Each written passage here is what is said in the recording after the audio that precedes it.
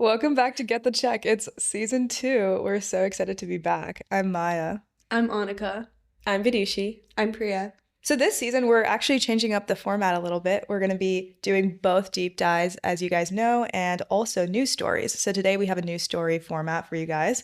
To start off, we're going to be going into the TikTok ban. Congress recently decided that either TikTok needs to be divested from ByteDance to an American company, or they are going to be banned in the US, which basically means they won't be on our app stores. And TikTok has sued in return. So far, the DC court upheld the ban, but the Supreme Court is now hearing it on January 10th, which is right around when this episode comes out. Yeah, and if nothing happens then it's planned to be banned for January 19th, unless Biden decides to use the 90-day extension that he can do. Yeah, it's pretty uncommon for the Supreme Court to hear a case like this so soon after it's been ruled on. So it's very clear that they're trying to squeeze this in before the Biden presidency is over, because Trump has come out and said that maybe he'll make an exception. Even though he was the first person that wanted to ban it before Biden did. Trump saw all the Gen Z support he got on TikTok. He was like, I love it now. Yeah, it's funny how Trump just kind of assumes power before he's even in place, but he actually has no power because the hearing is before his inauguration. But if Biden does end up extending the ban, it does fall under Trump to decide what happens. And I think that's why the Senate is urging Biden to extend it. There's clearly not enough time for TikTok to go find external buyers and figure out what the plan to divest is. Yeah, and it's like a $200 billion company, so it's going to be really difficult since only a major tech player in the US is even a potential buyer to begin with. And then on top of that, there's antitrust issues with that group of people. Like if Meta acquires it, it's like we traded a national security problem for antitrust problem. So yeah, I think we should dive into why so much of the government feels like TikTok needs to be banned to begin with, because this was a huge bipartisan push. Yeah, so ByteDance is largely just considered a national security risk to the United States, and the biggest thing is around data privacy concerns when it comes to consumer data within TikTok. Yeah, the way that I see it is that there's two areas of risk. There's information, which is the data privacy you're talking about, and then there's influence. Information is they have access to our locations and our IP addresses. And potentially our cameras. Yeah. I don't know. If you're a conspiracy theorist. Yeah, they definitely do. I feel like they could just turn it on, you know? I agree, but Really? Annika doesn't agree. Well, maybe. Yeah. The other piece is influence, and basically TikTok's algorithm matches you with people that are like you, even if they're nowhere near you. So I could be paired with some random girl in DC that has similar taste to me. Because of that, they know my future interests before I do, based on what other people in my pod basically like. And that's important because they could potentially push political messaging really effectively. Let's say they want to make as many people communist as possible on TikTok. Yeah. They can definitely find the people most susceptible to it and then target them with content. It's super similar to the criticism that Facebook had in the past as well. Yeah, and Congress basically doesn't want a platform controlled by a different government to have so much power in the US. And I think that's what this boils down to. On the flip side, China's banned every single US company. They have no Instagram, no Google, no Snapchat. Yeah. They don't even have TikTok. Which is the funniest thing ever. I didn't know that before researching for this pod. But they have some other social media that's basically TikTok, but it's a censored version, also owned by ByteDance. Basically their usual censorship. But I think the other thing to go into here is how founded these data privacy concerns are. I mean, because ByteDance is under the CCP's regulation and rule, because it's a Chinese-based company, they have a lot of control. So, for example, there's the National Intelligence Law of 2017, which basically allows the CCP to compel any firm to give up consumer data if they want to. And also, it allows the CCP to install backdoors on these platforms themselves. Yeah, and it's important to note that they haven't found any backdoors in TikTok yet, but they're very highly suspicious. Yeah, so there's no explicit proof of a backdoor existing, but there has been an employee that was a whistleblower and internal recordings revealing that there is a backdoor. And the employee said, quote, "Everything is seen in China." So we don't know this for sure, but it's also crazy what happened after the whistleblower, because basically a BuzzFeed journalist was the one that released all this information. And then engineers and other employees of TikTok basically tracked down the two journalists' IP address and other information about them. TikTok got ahead of it and was like, they're fired. This was a one-off incident. But it's like, that's really scary that an American journalist reported something that was anti-TikTok and started getting tracked down by Chinese nationals because of it. And they were basically trying to figure out who at TikTok she knew so that they could identify the whistleblower. It was like a movement from within TikTok. Yeah. So I think with that, then it's clear that they do possess power that is harmful to American citizens. Well, of course, it's the same way most companies, if you work at it and you're in a relatively important corporate position, you have access to a lot of the data that's collected. Even if you're not. Yeah. But it's about in some cases, even if you're not. I think what they're trying to do is set a precedent of not having any sort of China-owned company to have so much power in the US. And we can draw this back to the Huawei ban. So Huawei is a manufacturer of telecom network infrastructure, also smartphone manufacturer. I think they're the largest one worldwide. So they surpass Apple because so many people have Huawei phones. And they work with US companies to get different equipment in these phones. Huawei was spending about $11 billion annually with US suppliers. So that's how much they were contributing to the US economy. So in 2019, the US government started to pursue legal action to ban Huawei. And in 2023, the Biden administration stopped providing licenses for US companies to export goods to Huawei. And that's because they found a backdoor that they were using via the telecom network, right? Exactly. So FBI found that the equipment could potentially disrupt US military communications. And they also feared that the equipment could contain backdoors, allowing the Chinese government to conduct cyber espionage. And so the fear of this led them to ban Huawei. They did find evidence for reason to ban Huawei. And as a result, they were significantly hurt because they couldn't buy any goods from US companies for their devices and their equipment. Were they still allowed to sell their devices in the US? No. So in November 2022, the US prohibited Huawei from selling its telecommunications equipment and consumer electronics in the US market as well. Oh, wow. So it was both a hardware concern and technological concern, right? Because they were concerned about their 5G dominance over American telecom providers. I think they were specifically worried about Huawei's potential control over this infrastructure. If they were the best at 5G and then they had control over 5G, that's controlling basically the entire communications network for the world. Yeah. And so they're drawing parallels to the Huawei ban, where if you can control the way the US citizens receive their news and information, and that's a very critical part of US culture, that is too much power over the US, and especially if that company is owned by a Chinese company. Yeah, I think it'll be interesting to hear the arguments that get presented in the Supreme Court, because obviously TikTok is going to cite the First Amendment of freedom of speech, which is a really protected right, and national security obviously is a priority as well. But in this case, I think that the government trying to ban something based on the perspective it's offering or the motivating ideology is really dangerous. And a lot of civil rights groups like the ACLU and stuff have come out against the TikTok ban. Let's say 1 out of 4, if not everyone goes on TikTok for news, is getting news through TikTok, and the government's just able to ban it outright. I feel like that's a really slippery slope. Yeah, I think on one side you have the national security concern. On the other side, you have the right to speech and also the economic impact. And so it's does national US security concern overweigh the freedom of speech and economic impact? Yeah, my personal perspective on it is if TikTok's able to prove that US location data and stuff like that will not be on Chinese servers, then I don't think it should be banned. If you're only banning it based off of the second risk of influence, you could ban Al Jazeera at that rate, right? Yeah. They say that they have safeguards to protect against this, and they started Project Texas, when was it? 2022? Yeah, as a response to this the ban. original ban. Yeah. Mm-hmm. And quickly, Project Texas is TikTok's $1.5 billion initiative aimed at addressing U.S. national security concerns. Basically, what they do is they create a TikTok U.S. data security subsidiary. So this subsidiary then houses all of the citizen data and content moderation decisions for U.S. citizens. And so they're saying that, okay, all this data lives in a separate company that's a U.S.-based company, and it's in Texas. And at the time, it was being led by Oracle Cloud. Yeah, and so Oracle leads the security checks. They also review TikTok code and software, and because the US trusts Oracle, then they can trust this US subsidiary. But Congress basically never even cite Project Texas as a good way to alleviate their concerns.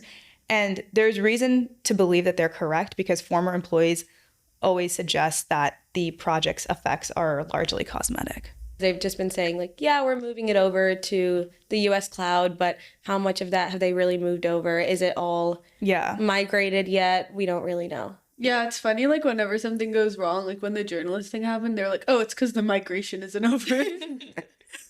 Yeah, I think Congress in general believes that this is just a cosmetic procedure and wants to do something way more drastic, which is just separate the company altogether. But then again, like ByteDance won't do that. So ByteDance would rather just ban TikTok in the US. So when TikTok gets banned, basically this app will be removed from the app stores, the Play Store and the App Store from Apple.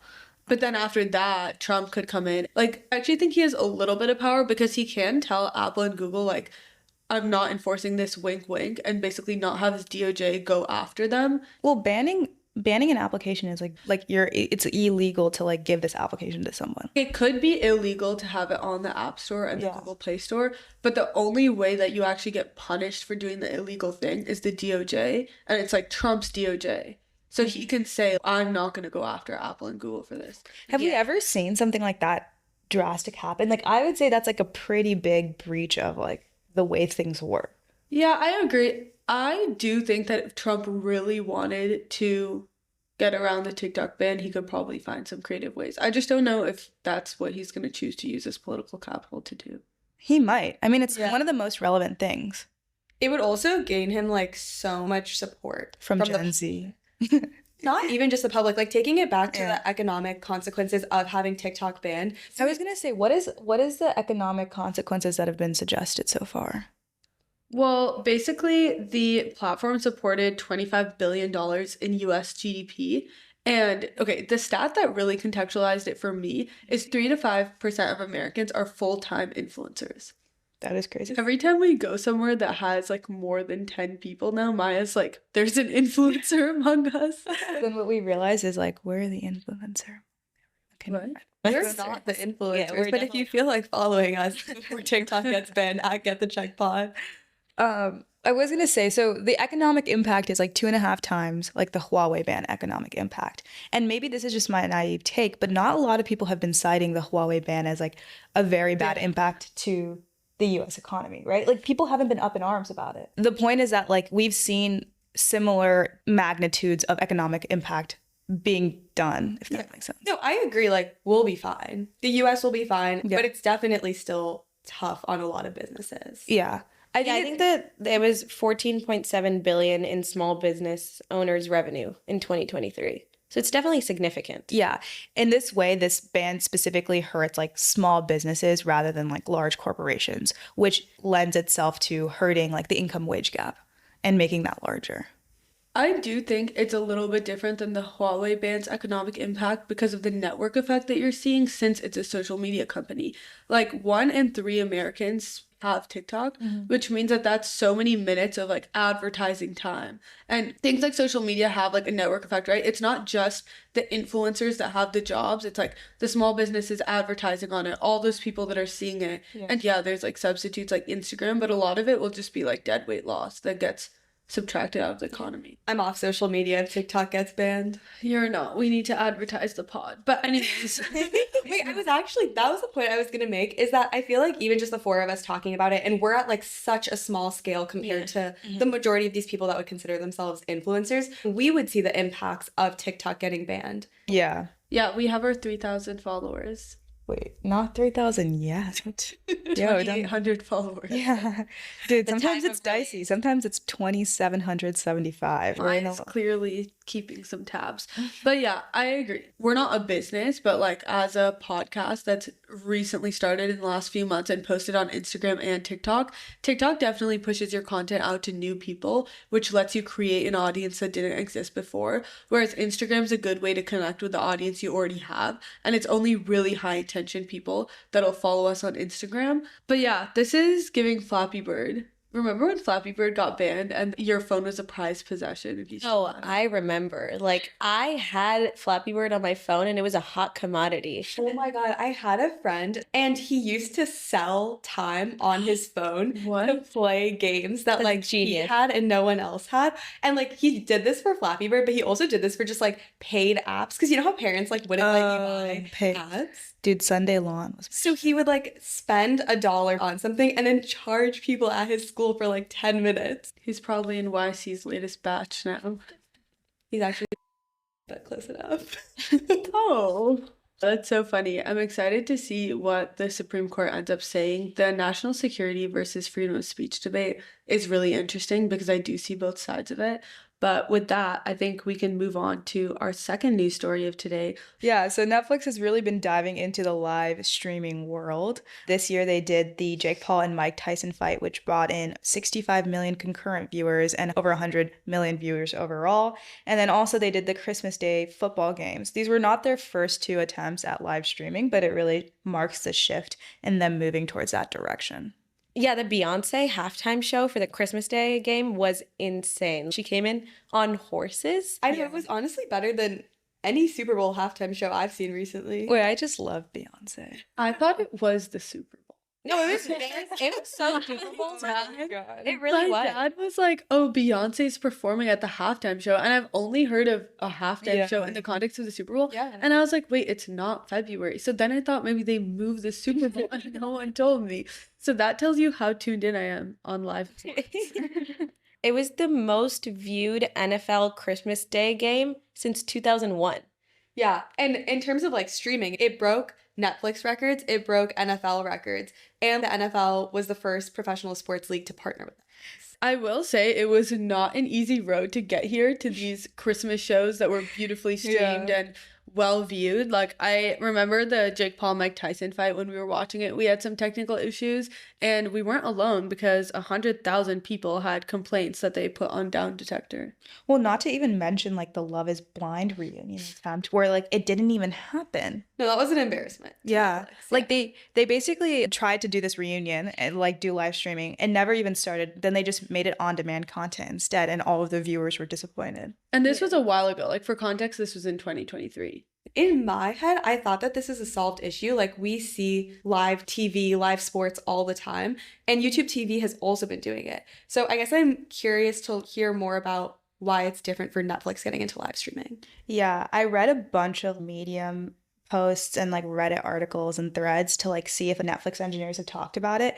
And someone summed it up pretty perfectly, but they were saying that they have their own issues of live streaming because their system has developed pretty differently in the last 15 years compared to like YouTube's.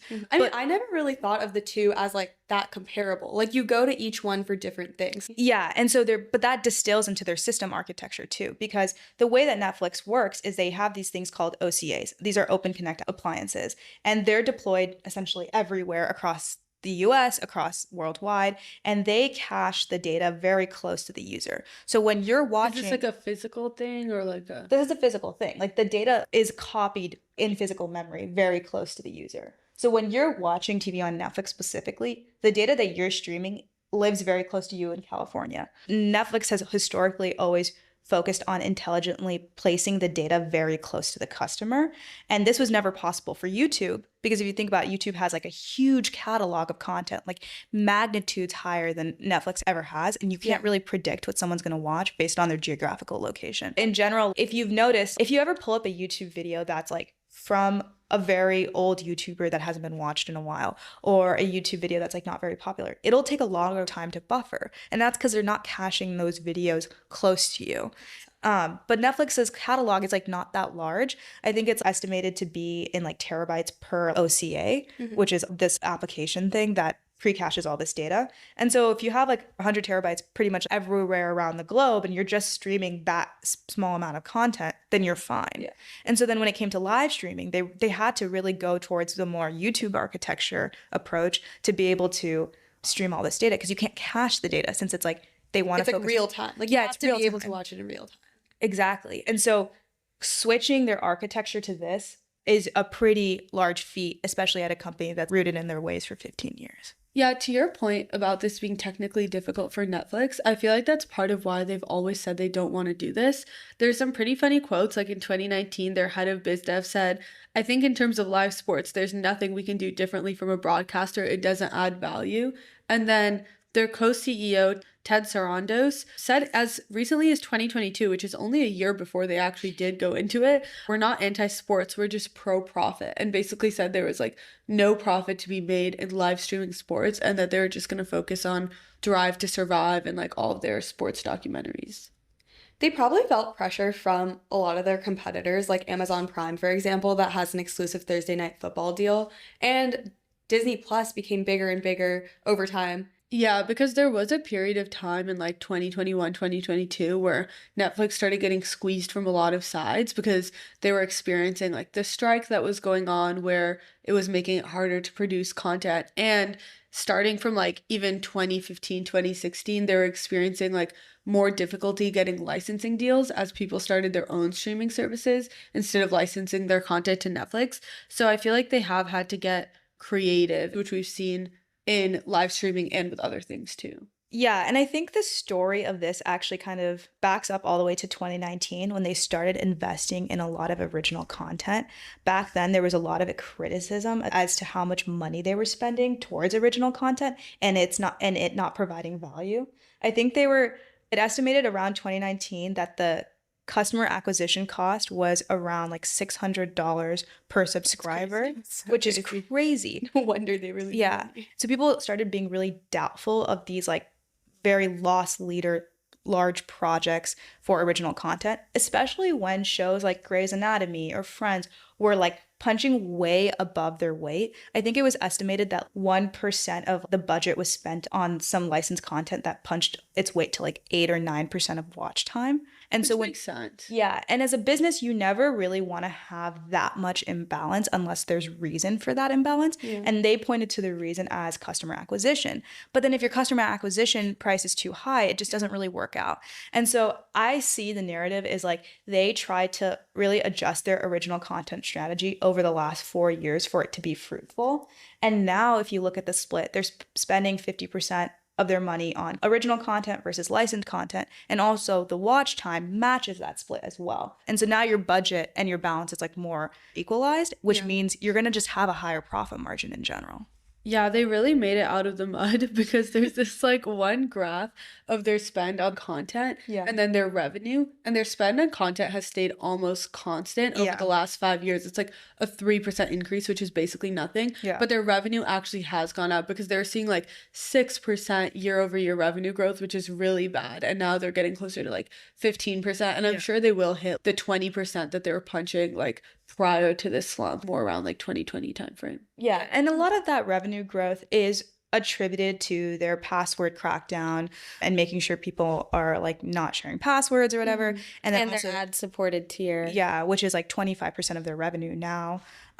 So there is other efforts that have been done, but I think they've also lowered their CAC cost. And even if you look at like the Jake Paul Mike Tyson fight and you like run the numbers, let's say I have to assume it's anywhere between $75 to $100 million, and they got 1.5 million subscribers 3 days after the fight. And so like quick math says it's like under $100 a customer, which is like still what their CAC cost is like normally, right? Yeah. And so what they're seeing is that like, okay, now we can also expand their customer acquisition strategy to live events because it's actually worth the money that they're spending. It also opens up the more strategic pillar of like ad revenue. To Vidushi's point, like they did introduce an ad supported tier and that's been super beneficial for them. But now going into live streaming, they also can have increased ad revenue through these means as well. The CEO said in an earnings call that Netflix's ad business is scaling faster than their ability to monetize in it. And the projections show that they were going to generate around $2.1 billion in ad revenue, which is up 300% from 2023. Yeah, it's just a wild stat. Like, and it shows that like their original hypothesis on this section of like strategy was incorrect, and now that they're pivoting, they were wrong. Yeah, like when they used to be so gung-ho about not doing this, but they did, to their defense, like pivot pretty quickly. Yeah, like I would say like between 2019 and 2023, like they did realize their mistake and correct it. Something I also thought was interesting is I think they're strategic about the live events that they do. They said that they're going to do like the FIFA Women's World Cup. And I was like originally curious about this, but the Women's World Cup does really well in international markets. And something that we know about Netflix is they've done really well at expanding internationally compared to the other streaming services. So I think they're just also capitalizing on that market as well and paying attention to those people and becoming the potential like international live streaming provider, and I see them moving in that direction. And a lot of these contracts have given them exclusive rights too.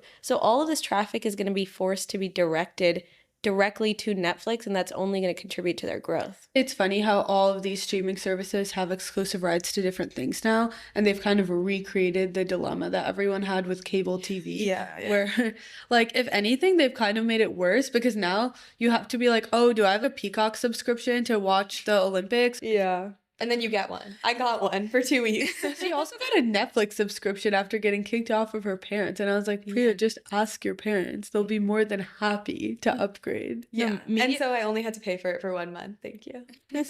But like media streaming is so cyclical. Like I remember thinking about all the networks I had as a kid, and it's like literally boiling down to the same things. Like NBC just has a new name, Peacock, right? Yeah, it's not like anything actually changed. It's like the whole dilemma of Ubers costing more than taxis now. Yeah. And I think Netflix is not trying to compete with ESPN in the things that ESPN does well. I think they're trying to just grab hold of events that haven't been live streamed in the past. I mean, Christmas Day football obviously was like something that they took over, but like Mike Tyson, Jake Paul fight, like a streaming service never did that before. They're also marketing geniuses when it comes to things like this. To your point of them being really strategic in choosing what they get into and what they live stream, they do things that I feel like they know they can do a good job of. Like even to the point of getting Beyonce at these like Christmas Day football games, like they knew what they were doing. Yeah, didn't you say that when you were in New York, there were a bunch of blow up figurines of Mike Tyson and Jake Paul? Yeah, I like walked into the office and there were these like huge blow up figures of the two of them advertising the fight. And I know they did this in high traffic areas in New York, LA, like all the major places. Didn't make it to SF. Didn't make it to Tier 2 city at best. But I feel like they are able to generate a ton of hype and buzz surrounding different events and turn them into something that's more than just another live stream. Yeah. And turn it into like something that means something culturally.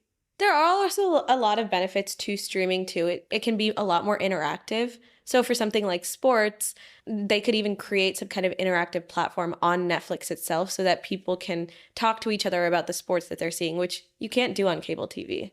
You have to exit and like use a separate application, do sports betting, things like that. Yeah, the sports betting point is interesting because I know when we were researching for this, I'd never thought about latency times being important in the context of seconds or even milliseconds. But as sports betting becomes legal in more states, they're really going to have to make sure they don't have any more mishaps with their live streaming because it just creates an opportunity to like arbitrage based on where in the stream you are versus someone else. Yeah, so that brings up the point of like latency between a live stream and versus cable TV. So right now it's something like YouTube TV, it's around 20 to 30 seconds. And traditional broadcasting says it's around 5 seconds, but in reality, like after you set everything up and depending on what you're using, it's closer to 15 seconds. And then Netflix is closer to 30 to 60 seconds. And so Netflix is delivering this content slower than cable. It's also notable that cable TV has a fixed bandwidth for every single channel that it delivers to. Like, it's very dependent on the viewer's internet connection and their own bandwidth, and that'll affect the delay and the quality of the stream. Versus like in the cable world, it's because it's like physical infrastructure that's set up per house. Yeah. It's also like streaming is like similar to satellite, where it's like how big is your dish? Sorry. That was so funny. I is a 5-year-old. Yeah, but I think like that caveat is like, yes, I agree that with Netflix, it depends on your Wi-Fi and things like that. But with cable TV, it also depends on your user setup. So like the set-top box you use and stuff like that. But agree that it's like not to the same degree that something like Netflix is impacted by it. So I guess like the difference between these two is that if you're watching a delayed sports event, then there's the opportunity to arbitrage like right in front of you because you're not seeing something as quickly as someone in the stadium or watching on cable is seeing that. Yeah, so that wraps up our Netflix live streaming story. They definitely will continue to live stream a lot of content. So it'll be interesting to see if they run into any other technical mishaps or if it's all sorted now. I'm bullish on the fact that it's sorted, and I feel like they'll do well in this area. I agree. Netflix will continue to do well. Yeah. I mean, their stock growth is just like insane. I know. Should have bought. Should have bought. Yeah. Could say that about a lot of things. But with that, I think we can move on to OpenAI's big finale to their 12 days of shipments, where they announced the O3 model. Yeah, O3 is the closest that we've seen any model get to AGI, at least based on benchmarking so far. And it's putting up some pretty impressive stats. Yeah, so AGI is basically the ability for AI to reason and solve problems the same way a human would. So with every AI model that's come out, it's been pretty easy to make a test that humans can do not that difficultly, but that AI cannot do well. And this is the first time that it scored relatively well on those tests, although it's still not considered AGI. Yeah, I think the public consensus was more, we thought that AGI was very far away, maybe 5-10 years down the line, but it created a lot of buzz around the fact that we're getting closer to AGI. On the flip side, though, there's a lot of criticism on the O3 model based on how much money was used to, one, train this model and how much it cost to even complete these benchmarks. Yeah. I think on ARC benchmark, it cost $100K to complete, and in the rules, it says that you could only use $10K. Yeah, so essentially the ARC AGI benchmark itself has two different types of tests that you can do. One has the cap of 10,000, like Maya said, and then the other one has no cap. And so within the 10,000 cap, the O3 model performed 75.7%. And then without that, when it was spending hundreds and thousands of dollars, it had a significant improvement, 87%. Yeah, and then it also got a 25% on the frontier math, which is like a problem set of math problems created by math professors that's not seen in training data. So the fact that it was able to still solve them is pretty cool. Yeah, and those are problems that any of us trying to attempt it, like we wouldn't be able to do it. These are like some of the hardest math problems that exist in our world today. Out of all the benchmarking, to me, what stood out the most was that it was better than like 99.5% of people on Codeforce, which is like different coding problems. And obviously in a real world scenario where a company has software engineers, you might be solving slightly different problems. But I know on X and stuff, everyone was like, developers are cooked. Yeah, I mean, I do think developers are cooked in general. Like, I think they're... shit. Yeah, time to find new jobs. I mean, the way it hurts developers is it's not going to hurt the entire economy of developers. It's going to hurt the lower end tail of developers. So like it will just challenge developers to like provide extra value beyond AI. And the biggest way to do this is to learn AI tools, learn the technology, and then build on top of that. I feel like the assisted AI tools, like you still need a human brain involved in the process, but I think at some point we probably will. I would say we're a little far from AGI, just because of how inefficient O3 is. That's true. And like a big criticism about O3 is the amount of money that was poured into training this model. And then also it is pretty inefficient at solving these benchmarks. What's interesting to me is actually the change in technology they did to O3 versus their previous models, the amount of compute that O3 is using. OpenAI's out here trying to beg everyone to let them become a for-profit when they're not going to have any profit anytime soon. Yeah. So something that's been talked about in the AI community is that there's less and less gains in pre-training. When making these models, compute can kind of be spent in 3 stages. And at the beginning of all of these models coming out, a lot of people spend a lot of money on the pre-training stage. So pre-training stage is, taking a bunch of inputs and outputs, feeding it into the model and training it on that. But the 3 stages are pre-training, post-training, which is reinforcement learning, and then finally inference time, which is when you ask the question, how much compute are you spending on answering that question? And so what they found is that by spending more time on post-training and inference time, the second 2 stages, they can actually get a lot better results than just spending all of their money on pre-training. And so they basically scaled up that amount of money that they spent there and made O3. And so people are saying, okay, we didn't actually make any sort of technological advancement. So they're not like doing anything new technologically. They're just spending more money training the same original model. There's been a lot of speculation as to exactly what architecture O3 uses.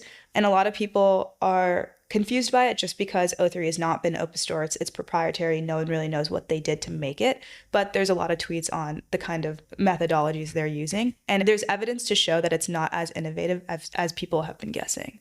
And it's just a successor of O1 and scaling up O1 more. OpenAI employees have kind of confirmed this, that they haven't really changed much of the methods in the reinforcement learning. Like, I understand there's no technological innovation in the efficiency of the model, but there's still technological innovation in the output of the model. Yeah. Which to me, I would still count as a technological innovation. That is fair. I think to your point, people didn't realize like how much they could squeeze the juice out of reinforcement learning, if that makes sense. But like increasing the amount of money spending on reinforcement learning is not easy. Like we shouldn't like say that's easy, because they're definitely doing some more strong regularization, and they probably have a larger and diverse training set, a combination of both. So like to your point, scaling up RL is actually not as easy as like putting that much money into it. So the thought is that they didn't change much technically about the architecture or training methodology, and they just like pumped more money into it, tweaked it a little bit, and then came out with a new model. And a lot of those 3 months was just like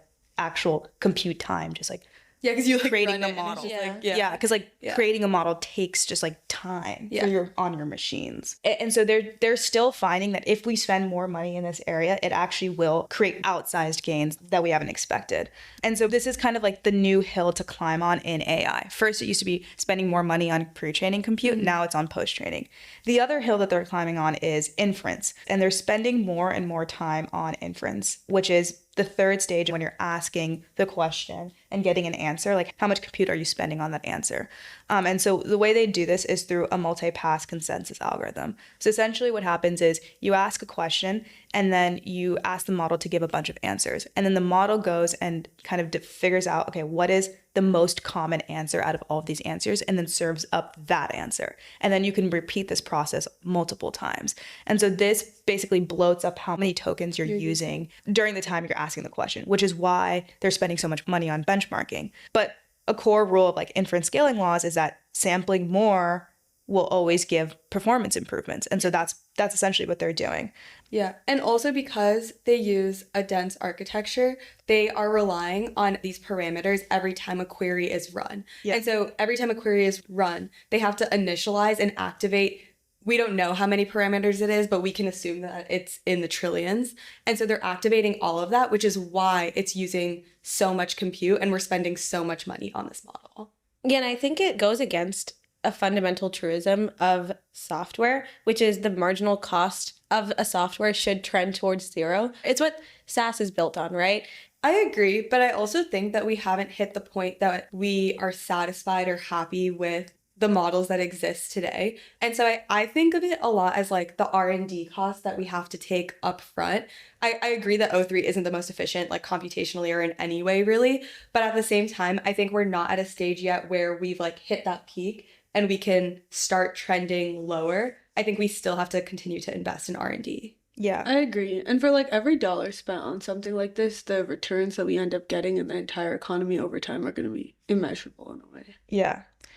Well, speaking of computational costs, China has a rival open source model that has much lower computational costs and is called DeepSeek. They're on version 3 of it. So DeepSeek was trained on a budget of $5.5 million compared to the $100 million that it took for a GPT-4o.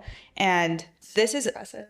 This is really impressive. I think something that I read was because of the US's ability to kind of restrict China's access to GPUs, the software engineering capability had to be that much smarter to make use of less GPUs. And then therefore you're just like spending less money on compute power. Yeah. But DeepSeek V3 is benchmarking better than GPT-4o. We don't know exactly how it benchmarks against O3. O3 is better, but it's insane that they were able to do this. It's insane. And it's not really a one-to-one comparison to your point either between O3 and DeepSeek V3 because they're using different architecture styles. Yeah. So DeepSeek is able to use way less compute because they're using a mixture of experts architecture, which essentially means that they're creating like sub networks every time a query is run. And to what we were saying earlier, they don't need to activate every single parameter. So DeepSeek v3 has 671 billion parameters. And in one specific query, they might only have to use 20 billion of that as opposed to all 671.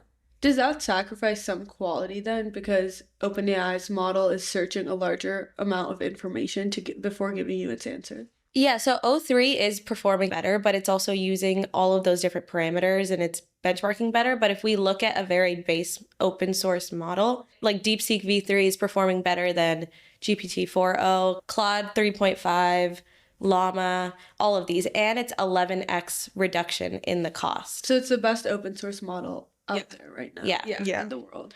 That actually gets me to a question is like, why would China want to make a model open source? Like, don't they want DeepSeek to be proprietary the way that like OpenAI wants O3 to be proprietary?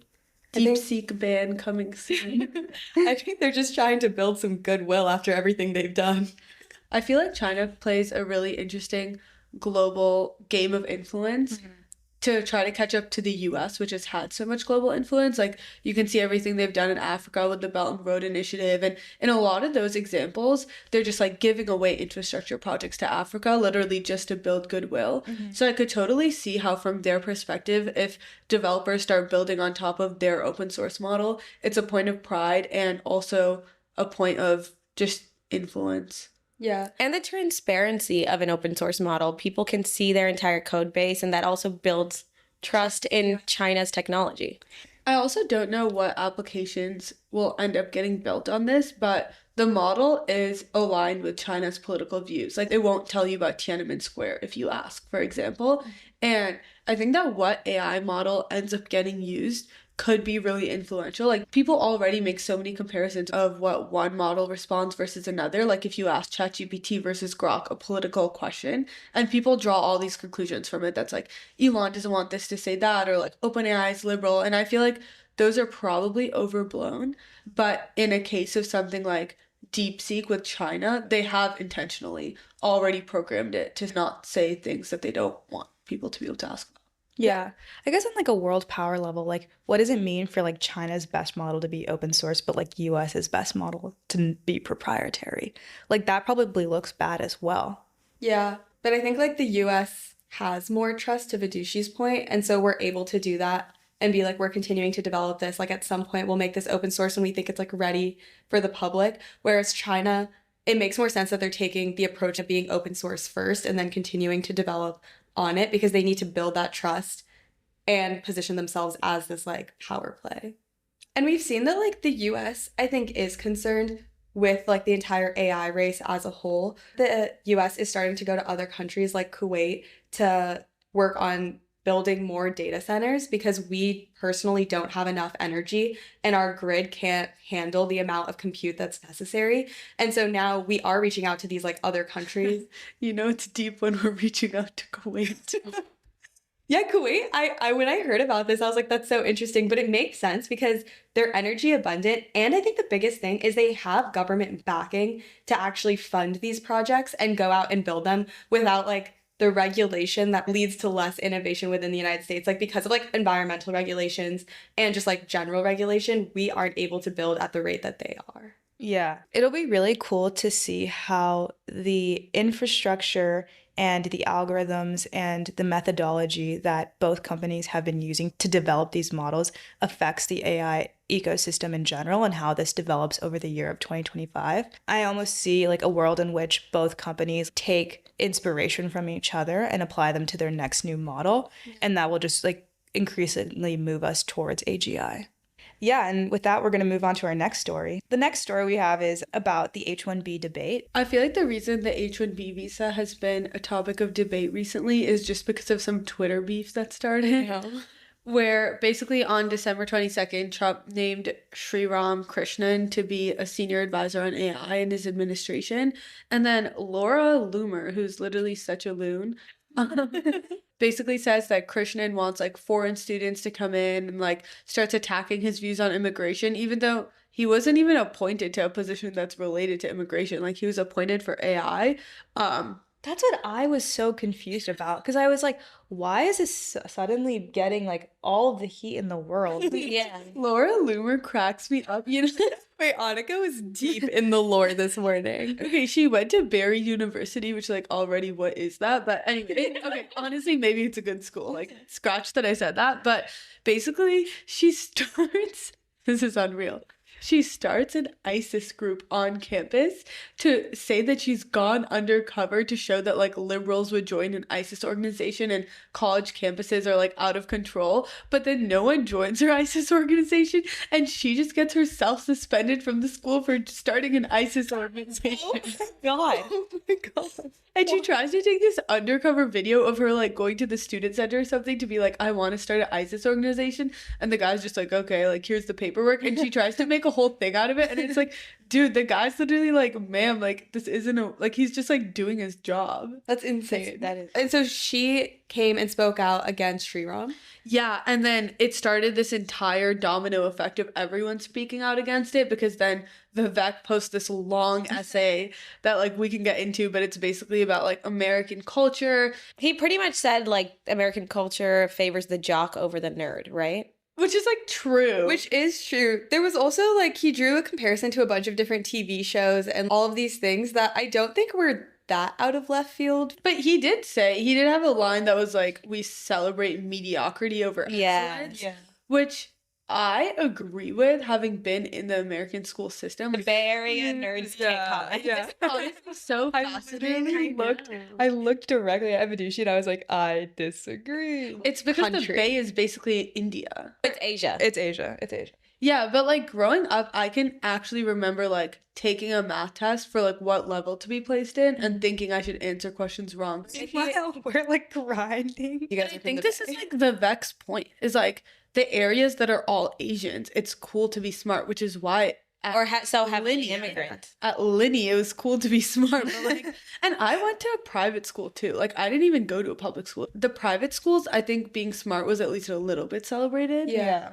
But at the public schools. And basically, Vivek makes that point. And then Musk chimes in and says he uses H1-Bs at Tesla and he's an immigrant himself.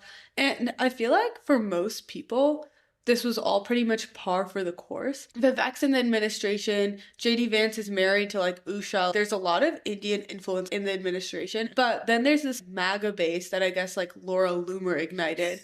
That basically is like they've shown their true face. They never were like for the people to begin with. Yeah. And they want to basically hire these foreign nationals over giving jobs to Americans. Which is strange because, I mean, Trump's whole thing is also he's saying he's pro H1B, pro immigrants, skilled workers coming in here. Yeah, I feel like why people were fascinated by the H1B debate is because they have these really oversimplifying notions of people in their head. Like Trump is anti-immigration and they're not looking at the nuances of it, which is why Trump had to make an entire announcement saying that he's pro H1B visas. Yeah. But for us, who I feel like have been following it, this came as no surprise. Like he spent so much of his all-in episode during his campaign. Like, Yeah. He's a businessman. Like Elon, everyone around him relies on these people. He's also like pro making America the strongest country. Yeah. And I think he recognizes that one of the ways to do that is by bringing highly skilled workers into the country. And I think that's actually where the confusion stems from. It's become apparent that people have different definitions of America first. Some people feel like America first means like white people first. Some people feel like it means American workers first. And I feel like Trump clearly means America's global power first. Yeah. But I feel like the MAGA base that got really mad about this, they're like, what about the American worker? Yeah, like you're not thinking about like the average Joe in America. Yeah, and it's like, Trump never really has centered like all this stuff around that. I don't know. It's not like a surprise to me. Yeah. What's also interesting is like Bernie like kind of takes the opposite side of Trump and says, "Oh, I'm anti H1B." But then when you actually look into his argument of how to reform the system, he just says, "Oh, we should just raise the minimum wage for workers, making sure that like corporations are required to like recruit American workers just as much as overseas workers." But it's like they just use these like beginning statements to really divide the crowd. Which I find like the most fascinating part of politics is like it all distills to the same frustration about the H1B system. Yeah, and I think that between Bernie, Trump, Vivek, all these people, there are a few key tenets that I actually think people would agree on. Like, I think people generally agree that if you have person A and person B and they're the same person, but one is in India and one is in the US, you should hire the US worker. Yeah. And I think that they also agree, at least Bernie and Trump, maybe not like the MAGA base, but that if a company in the US, like Google, needs someone and there's person A and person A in the US is not fit for the job, but person B in India is, that we should bring that person over like within some reasonable cap per year. Yeah, and we should pay them a wage that's competitive. Yeah. When you look at the nuances of this debate, I don't think there's as much disagreement as like you might think on X. I think it's important to back up into the history of the H1B to really understand like how the system works, how it's failing us, and why it's igniting so many of these like polarizing views, even across party lines. So the H-1B was originally introduced in 1990 with the Immigration Act of 1990, and this allowed U.S. companies to hire highly skilled workers that they needed, primarily in like engineering, CS, biotech, things like that. And the original cap was at 65,000 visas. Yeah, and that's what we're still at today with another 20,000 for grad students, but there have historically been periods like in the early 2000s where it got lifted to like 115,000 for economic reasons. Yeah, and that was because like during the dot-com boom, like companies couldn't find the workers that they needed domestically, and so they had to look internationally, and tech companies lobbied really hard for this increase. Yeah.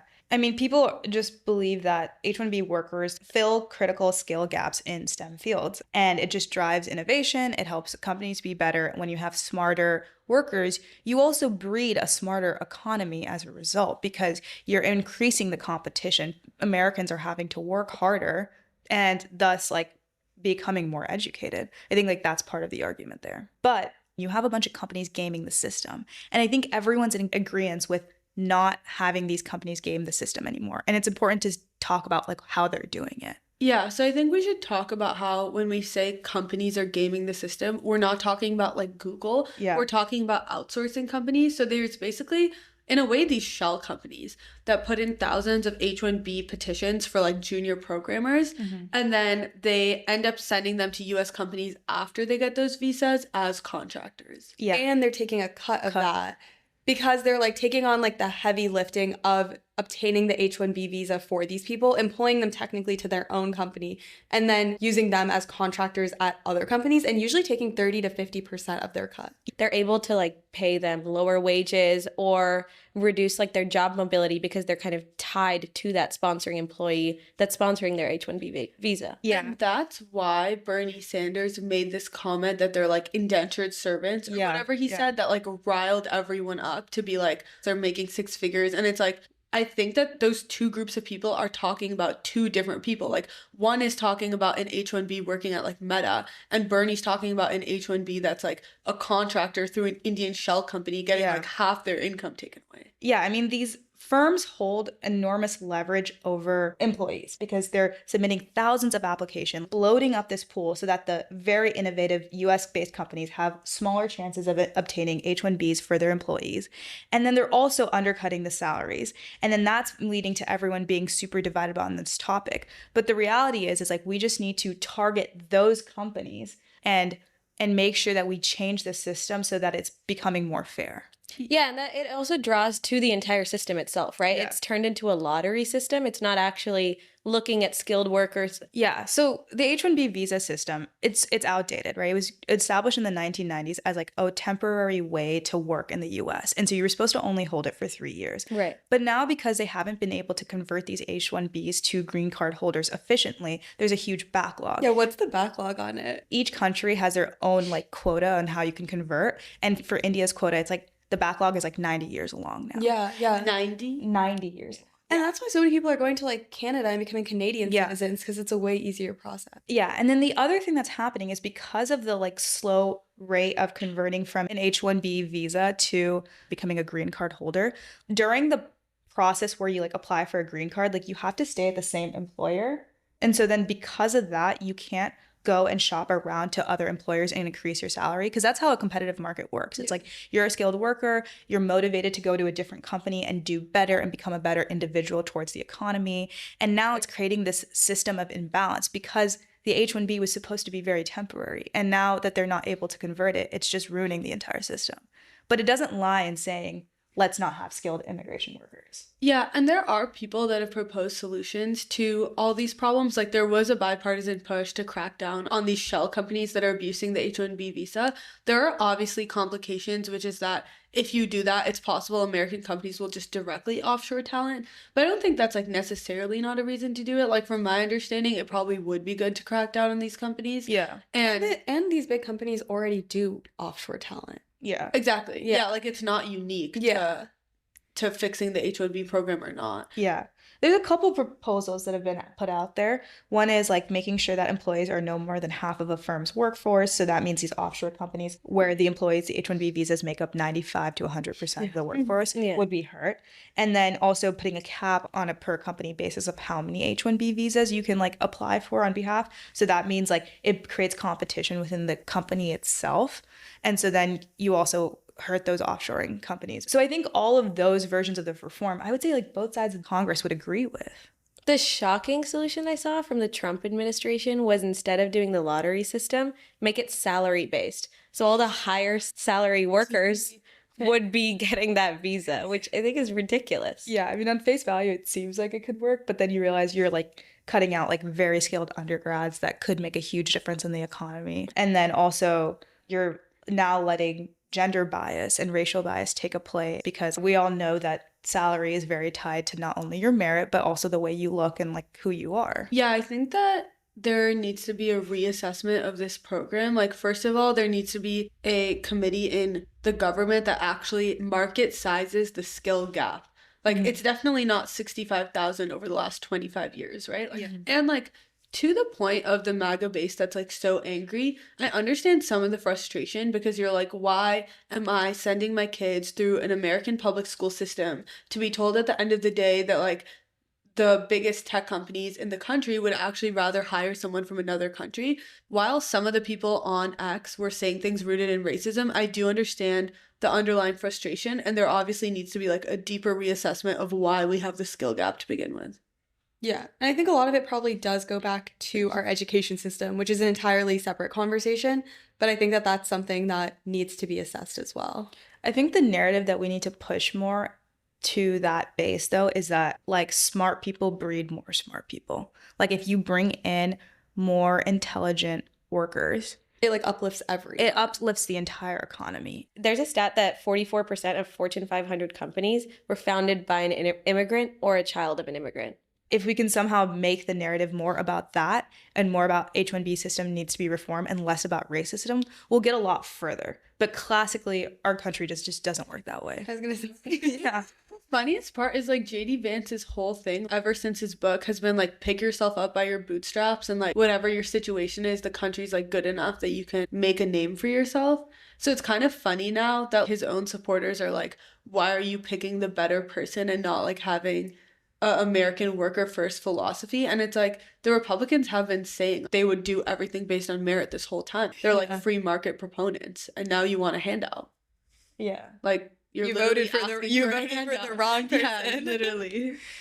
What's actually so ironic about this whole debate of all these MAGA people being like, Americans are losing because of the H-1B visa is like 7 years ago, this was our debate topic, which feels so long ago now, but it was the same conversation. And like, basically there's two sides of it, right? Like people saying we need more H-1Bs, people saying we don't. And like the reasons for the H-1B program being bad that everyone talked about when it was an actual debate topic had nothing to do with American workers, because you lose that argument every time. It was the fact that like Indians are worse off because we're taking like their best doctors and their best like technologists, and that the spouses of H-1B people, which is like mainly women on H-4 visas, basically are in this like horrible condition for years on end where like they're not allowed to get their own job. Lots of times they don't have a driver's license and they just like sit at home and on average report like really high rates of like domestic violence, because if they find themselves in a bad situation, they can't get out and they're like completely financially dependent. And I just thought it was like an eye-opening conversation because no one even cited a single thing related to like Americans being hurt. It was all like Indians being hurt or like other people on the visa. There's so many issues. Yeah, I think the H-1B debate will keep happening, and it'll be interesting to see what the administration does. Yeah, I'm excited that we covered this because I just feel like it'll be fun to look back to maybe in like a couple of years. Yeah. We'll provide an update on the pod in a couple years. Yeah. Yeah. Well, anyways, thank you for listening to our first episode of season 2. We hope you guys liked it. It wouldn't be a Get the Check season if our first deep dive wasn't into fintech company, all for Maya. So tune in next week to hear us talk about Ramp, and also rate our podcast if you haven't already. You, and that's a wrap.